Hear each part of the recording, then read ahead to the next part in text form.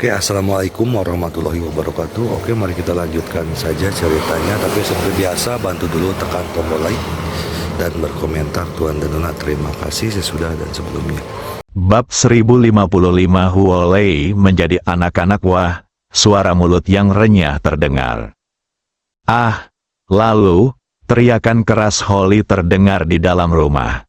Pipi Ji Fei terasa nyeri. Namun dia tetap menempelkan tangannya di jantung Huolei. Karena ekor Tamamonomae belum disempurnakan. Sekalipun dia ditikam sekarang, dia tidak akan menghindar. Ada apa? Li Ruoshi dan yang lainnya yang berjaga di luar pintu mendorong pintu hingga terbuka dan melihat tangan Ji Fei di bagian itu. Semua wanita di tempat kejadian tersipu malu. Beberapa orang bahkan mencuri pandang ke arah Li Ruoshi. Wajah Li Ruoshi menjadi semakin merah. Qi Yuan dan orang lainnya segera mundur. Dasar berandalan, Huolei terus berteriak dan mencoba melawan. Ji Fei dengan cepat menekan tangannya di jantungnya. Meskipun Huolei telah bangun, semuanya belum berakhir. Jika dia berhenti sekarang, semua usahanya akan sia-sia. Tetapi ketika Huolei melihat begitu banyak orang datang, dia merasa malu dan berjuang mati-matian. Phoenix, kemari dan kendalikan dia, Ji Fei berteriak pada Phoenix.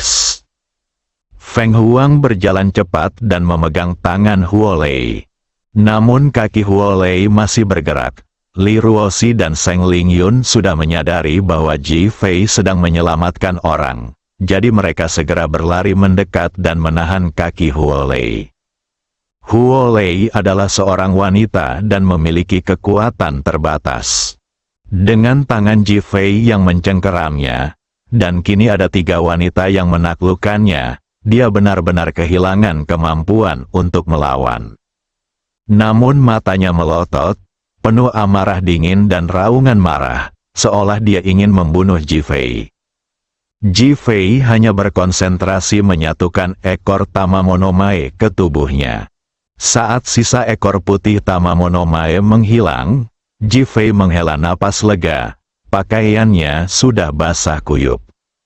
Adapun Huolei, dia sudah pingsan dengan darah mengalir dari sudut mulutnya. Jelas bahwa dia baru saja menggigit lidahnya karena marah. Bagaimana? Li Ruoshi segera mendukung Ji Fei dan bertanya. Tidak buruk, kita tunggu saja sampai dia bangun. Ji Fei menatap Feng Huang dan berkata, bantu dia mengenakan pakaiannya. Seng Lingyun melangkah maju untuk membantu Li Ruoshi mendukung Ji Fei. Ji Fei lelah, tetapi dia tidak butuh bantuan apapun. Namun, melihat perhatian kedua wanita itu, sulit untuk menolaknya. Jadi dia hanya bisa membiarkan mereka membantunya dan berjalan keluar rumah. Apa kabar, Tuan? Qi Yuan segera melangkah maju dan bertanya. Tidak apa-apa, dia sudah bangun sekarang, tunggu saja dia bangun untuk kedua kalinya. Itu hebat, Qi Yuan dan yang lainnya berkata dengan bersemangat. Ji Fei mencari Xiang Ruolin, tetapi menemukan dia tidak ada. Qi Yuan dengan cepat berkata, Xiang Ruolin pergi untuk memantau ponsel Oda Miki dan yang lainnya. Inilah yang ingin difokuskan Ji Fei, dan dia mengangguk setelah mendengarnya. Tuan, Xiang Ruolin tiba-tiba berlari sambil berteriak. Desir, semua orang menatap Xiang Ruolin, yang wajahnya penuh kejutan. Di belakangnya ada 3 wanita dan seorang pria. Mereka adalah Oda Miki, Kawashima Keiko, Anzai Riko, dan Hiroshima. Ji Fei juga tercengang saat melihat keempat orang itu. Ji Fei, Wui, ketiga wanita itu, Oda Miki, Kawashima Keiko, dan Anzai Rika, sudah melemparkan diri ke pelukan Ji Fei sambil menangis terseduh-seduh. Ji Fei melihat bekas luka di wajah Kawashima Jizi dan Ansi Lixi yang belum sepenuhnya pulih. memikirkan persahabatan hidup dan mati mereka di Gunung Fuji, Dia sangat tersentuh. Dia mengangkat tangannya dan memeluk ketiga wanita itu dalam pelukannya. Tidak apa-apa. Semuanya baik-baik saja. Wui, ketiga wanita itu benar-benar rileks dan menangis semakin sedih. Setelah sekian lama, ketiga wanita itu berhenti menangis, mengangkat wajah mereka yang penuh air mata, dan menatap Ji Fei. Kami pikir kami tidak akan pernah melihatmu lagi. Ji Fei tersenyum dan menggelengkan kepalanya. Bagaimana mungkin? Oh, benar. Bagaimana kamu bisa sampai ke negeri naga? Kami diburu oleh keluarga Pingcuan.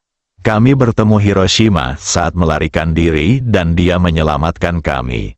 Kemudian kami tiba di Longguo dan diculik oleh sekelompok orang. Hari ini, kami melarikan diri saat mereka tidak memperhatikan. Oda Miki menjelaskan, cepat atau lambat aku akan membunuh seluruh keluarga Pingcuan. Ketika Ji Fei mengira Ping Kawano bahkan membunuh putranya sendiri, kemarahan muncul di matanya. Mereka pantas mati, memikirkan betapa menyedihkannya dan betapa dia merindukan teman-teman. Kawashima Keiko dan Anzai Rika berbicara dengan marah.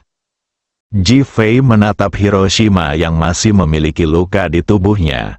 Dia datang tepat di depan Ji Fei dan berlutut sambil berkata, Tuan Ji Fei, ini semua karena ketidakmampuan saya. Nada suaranya tulus dan penuh menyalahkan diri sendiri. Ji Fei melangkah maju dan membantu Hiroshima berdiri. Aku ingin menyelamatkanmu kali ini. Tetapi karena berbagai alasan, aku gagal. Aku senang kau berhasil melarikan diri dengan selamat. Hiroshima membungkuk kepada Ji Fei dan berkata, terima kasih atas perhatian Anda, Tuan Ji Fei. Kemudian, kemarahan terpancar di matanya. Hiroshi Hirakawa mengurungku hari itu karena dia ingin menggunakan aku sebagai umpan. Tetapi aku tidak pernah mengakuinya dan dia tidak pernah membunuhku. Kemudian, dia meninggal dan asosiasi ninja menjadi kacau. Jadi tidak ada yang peduli padaku dan aku melarikan diri. Ji Fei menepuk bahu Hiroshima dan berkata, bagus sekali, terutama menemukan mereka bertiga. Aku kembali ke hotel dan mendapati mereka tidak ada di sana.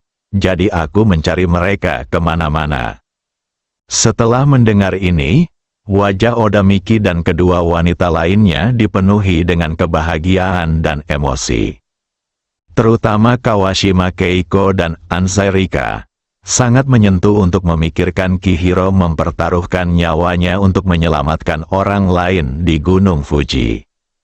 Sekarang setelah Huolei terbangun dan Oda Miki beserta yang lainnya aman, Ji Fei merasa sangat rileks, bahkan ada rasa tenang yang langka. Tepat saat dia hendak berbicara, dia tiba-tiba mendengar tangisan dan teriakan di dalam rumah, tetapi suara ini terdengar seperti suara anak kecil. Desir, semua orang melihat ke arah rumah. Ji Fei adalah orang pertama yang masuk langsung ke dalam rumah. Feng Huang kebetulan keluar dengan tergesa-gesa. Melihat Ji Fei, dia menunjukkan ekspresi cemas di wajahnya. Tuan, Huolei sudah bangun. Tetapi dia tampak seperti anak kecil. Dia bahkan berpikir dan menangis seperti anak kecil. Dia akan menangis jika disentuh sedikit. Dahi, ketika semua orang di tempat kejadian mendengar ini, mereka semua tercengang, bahkan Ji Fei pun tercengang. Bagaimana ini bisa terjadi? Mendeguk, Huolei sebenarnya berbicara bahasa Mandarin yang dalam jumlah panjang. Mendesis, semua orang terkesiap dan menatap Ji Fei. Mungkinkah karena Tama Monomae berasal dari negara yang dia bisa berbicara bahasa negara yang? Mungkinkah dia berubah menjadi wanita dari negeri yang? Kawashima Jizi dan beberapa orang yang lainnya bahkan lebih bingung. Mereka menatap Huolei dengan bingung. Ji Fei tidak mengharapkan hasil ini. Tama Monomae tidak pernah mengatakan bahwa situasi seperti itu akan terjadi. Adapun Kawashima Keiko dan Anzai Reika, Mereka tidak tahu sama sekali tentang pertemuan dengan Tama Monomae, dan sebagian ingatan mereka kosong. Pada saat ini, Huolei melihat semua orang menatapnya seolah-olah dia adalah monster. Dia juga bingung dan berbicara dengan cemas, tetapi masih dalam suasana hati yang goyo. Sebelumnya, Ji Fei berbicara bahasa Long dengan Kawashima Jizid dan yang lainnya. Dia bisa mengerti bahasa Yang, tetapi yang lainnya tidak. Oda Miki menatap orang-orang yang kebingungan. Huolei bertanya mengapa semua orang menatapnya seperti itu. Dahi, semua orang menatapku dan aku menatapmu. Mengapa? Bukankah ini karena kebingungan dan rasa ingin tahu? Lupakan saja, biarkan dia belajar bahasa Mandarin naga perlahan-lahan. Ji Fei berkata tanpa bisa berkata apa-apa. Bagaimana dengan IQ anaknya sekarang? Phoenix bertanya. Ji Fei memikirkan sihir Tama Monomae, dan pasti tidak akan ada masalah. Jangan khawatir, semuanya akan baik-baik saja. Semua orang tahu bahwa Ji Fei sedang mencoba menghibur mereka, dan kegembiraan mereka pun langsung memudar sedikit. Bab 1056 dia ingin menikahi Ji Fei atap Villa Hui Cuiyuan. Ji Fei telah berdiri di sana untuk waktu yang lama. Dia datang ke sini setelah keluar dari kamar Huolei. Ji Fei sangat bingung. Dia tidak menyangka bahwa ekor Tama Monomae yang diperolehnya dengan susah payah akan mengubah Huolei menjadi seperti ini. Dia sangat kecewa. Orang-orang lain di villa saling memahami secara diam-diam. Mengetahui bahwa Ji Fei sedang dalam suasana hati yang buruk, mereka tidak mengganggunya. Didi, ponsel Ji Fei tiba-tiba berdering. Ji Fei kembali ke dunia nyata dan melihat bahwa nomor yang tertera adalah Xiao Hongyan.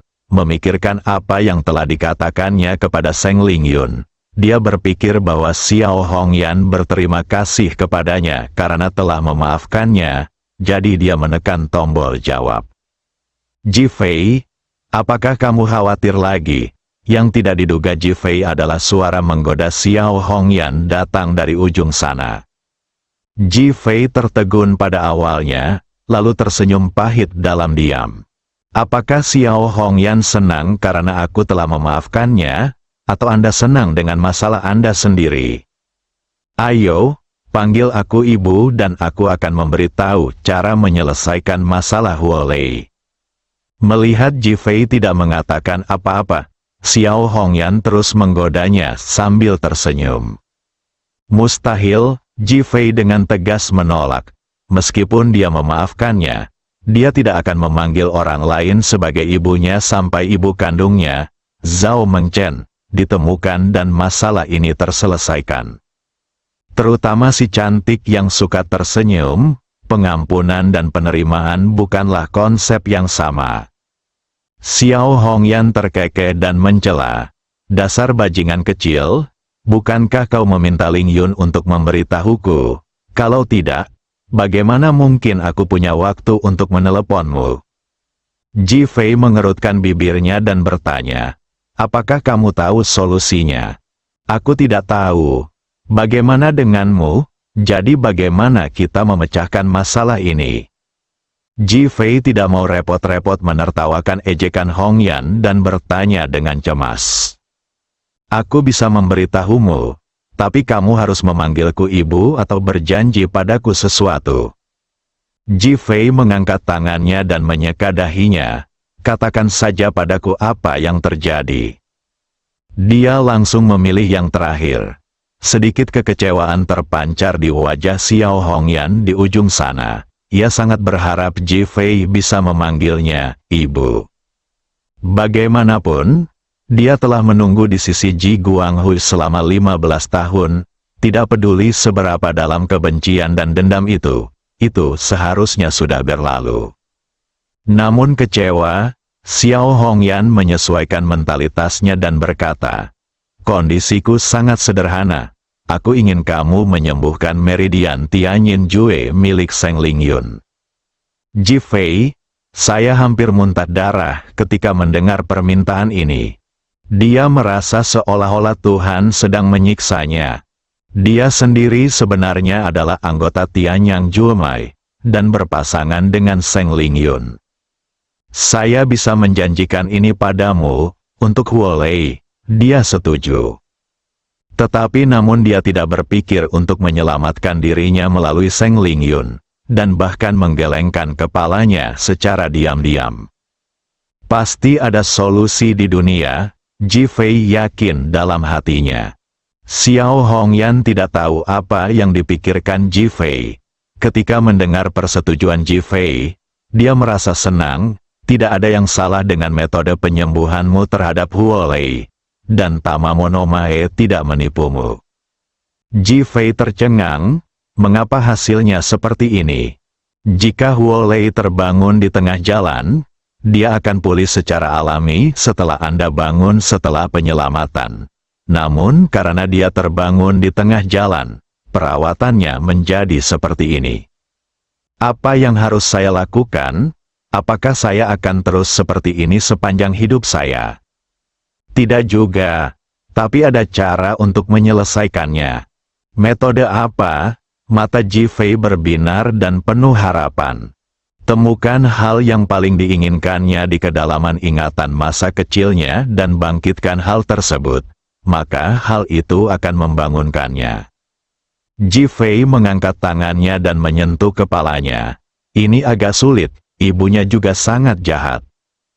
Berpikir tentang terakhir kali Huolei terluka, Ji Fei merasakan sakit kepala ketika dia memberitahu ibunya tetapi ibunya mengabaikannya dan menyalahkannya. Fiu, Xiao Hongyan terkekeh saat mendengar Ji Fei mengatakan bahwa ibu Huolei adalah seorang monster. Senyum yang dapat menaklukkan suatu negara, dengan segala pesonanya. Meskipun Ji Fei tidak bisa melihatnya, dia bisa merasakannya. Saya tidak punya cara untuk membantu Anda dalam hal ini, tetapi inilah metodenya, Anda hanya bisa menemukan jawabannya sendiri. Xiao Hongyan langsung menutup telepon dan menatap Ji Guanghui yang tidak sadarkan diri. Ji Fei berkata bahwa selama Zhao Mengchen memaafkanku, dia boleh memanggilku ibu. Sekarang sudah 3 bulan berlalu sejak periode 6 bulan yang disepakati oleh Ji Fei dan aku. Sudah waktunya bagi Zhao Mengchen untuk keluar. Kalau tidak, apa yang harus aku lakukan jika dia menyerahkanmu kepadaku? Xiao Hongyan dengan lembut membelai pipi Ji Guanghui, dengan tatapan kompleks di matanya. Kemudian dia melanjutkan, Zhao Mengchen, sekaranglah saatnya bagimu untuk keluar dan mengakui putramu. Aku akan memberikan putri baptisku kepada putramu, dan kamu ingin memberikan putri baptismu kepada Ji Fei. Sudah saatnya untuk bertindak dalam masalah ini. Ini mungkin kehendak Tuhan. Ada senyum di wajah Xiao Hongyan. Di sisi lain, Ji Fei tidak tahu pikiran Xiao Hongyan yang sebenarnya. Tetapi dia percaya bahwa Xiao Hongyan tidak akan menipunya. Bagaimanapun, dia belum pernah menipunya sebelumnya. Ji Fei segera menemukan nomor telepon Huolei dan menelepon Zhao Mengchen menggunakan teleponnya. Ketika mengangkat telepon, ia melihat Huolei sedang bermain dengan Kawashima Keiko, Oda Miki, dan Anzai Lixiang. Ia seperti warga yang pada umumnya dan mereka semua berbicara dengan dialek Yang. Hal ini membuat Ji Fei semakin patah hati. Panggilan itu segera tersambung, dan terdengar suara manis Zhao Mengchen. Xiao Lei, kamu sudah bangun. Hati Ji Fei semakin sakit. Dia melirik Huolei dan menahan perasaannya yang rumit. Bibi, aku Ji Fei. Ji Fei, Zhao Mengchen terkejut, tetapi berbicara sangat alami. Bahkan nada suaranya dipenuhi dengan cinta keibuan yang mendalam. Namun pikiran Ji Fei saat ini sedang tidak berada di sana. Dia sama sekali tidak menyadarinya. Bibi, aku telah menyelamatkan Huolei. Tapi diselamatkan, hebat, kamu adalah orang tua kedua Huolei. Karena kamu sangat peduli pada Huolei, Aku setuju untuk menikahkannya denganmu. Kamu akan bertanggung jawab atas dirinya selama sisa hidupmu. Ji Fei terputus, lalu Zhao Mengchen bicara banyak. Ji Fei, apa yang sedang terjadi? Apakah populer untuk menjual anak perempuan di masyarakat ini? Saya menyelamatkan Huo Lei, tetapi sekarang saya harus bertanggung jawab. Dia segera berkata, Bibi, kamu salah paham, aku meneleponmu untuk memberitahumu sesuatu. Ada apa? Zhao Mengchen bertanya dengan senang. Ji Fei menceritakan apa yang telah terjadi dan juga menjelaskan metode pengobatannya. Zhao Mengchen di sisi lain tertawa terbahak-bahak ketika mendengar metode perawatan ini.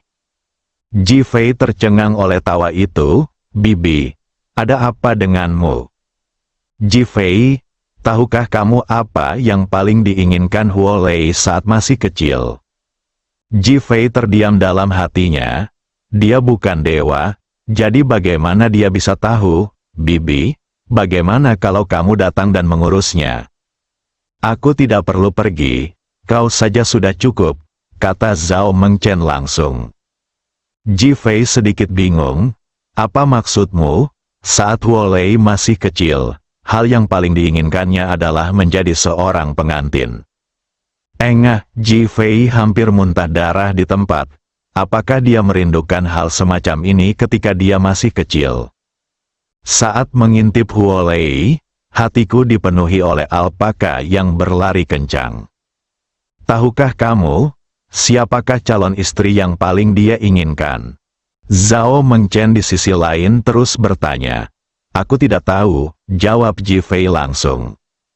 Dia tidak ingin terlibat dalam masalah ini, dan tidak mungkin dia membiarkan Huo Lei menjadi istrinya. Dia akan menikahi Ji Fei. Zhao Mengchen tiba-tiba berkata dengan nada serius. Ji Fei, saya langsung ketakutan saat itu juga, mengira saya salah dengar. Zhao Mengchen tidak mendengar jawaban Ji Fei, dan tidak dapat menahan tawa. Ji Fei, kamu harus bekerja keras. Jika putriku tidak dapat diselamatkan, aku akan mencarimu, dan kamu akan bertanggung jawab selama sisa hidupmu. Ji Fei, aku jadi mau muntah darah. Apakah ini akan bergantung pada diriku sendiri? Saya dulu orang baik dan melakukan hal baik, tapi sekarang saya dilecehkan. Saya ingin bicara, tetapi teleponnya benar-benar senyap. Bersambung.